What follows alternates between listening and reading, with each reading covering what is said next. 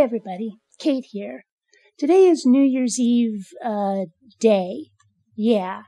Been invited to my friend's party, which actually sounds rather more fun to me than spending it at the club. If nothing else, there's no cover to be paid, and if I bring some booze, well, we all get to benefit from the money I pay. Seems like a sweet deal to me.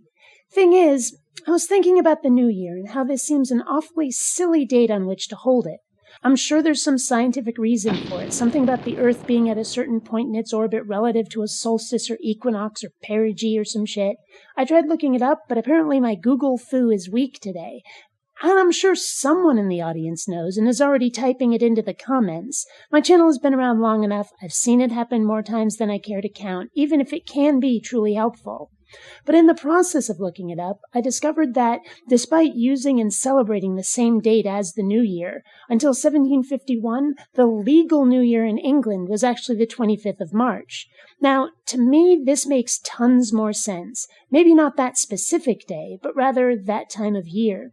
The way I see it, spring is a time of renewal. The temperature is warming up, flowers start to bloom, animals come out of hibernation. Everything is, new.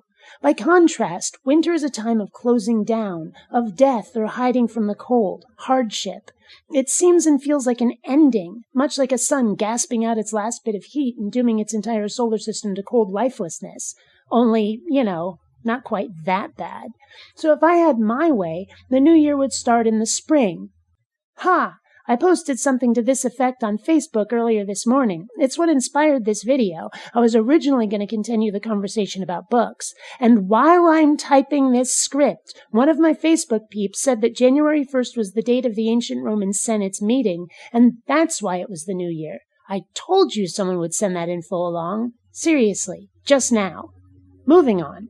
To sum up, I will admit that preferring the new year to be in spring is because I truly loathe the cold. I have tiny veins, so I don't heat myself well. There's a reason I'm looking at moving to Southern California, and not just so I can rollerblade year-round. So yes, I admit that my preference for a New Year's celebration to be when being outside at midnight for the countdown doesn't totally suck balls. But I think the symbolic idea of spring and renewal is perfectly sound. Okay, it has an almost pagan religious flavor to it, which, as a rather outspoken atheist my own darn self, does make me twitch a little. But since I'm not actually attributing anything supernatural to it, I'll admit that this is more gut reaction than rational, so I'm stomping rather firmly upon it as we speak. Regardless of my personal preferences, though, Happy New Year to those of you brave enough to sit through my pointless drivel.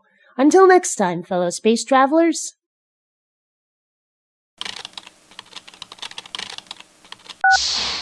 You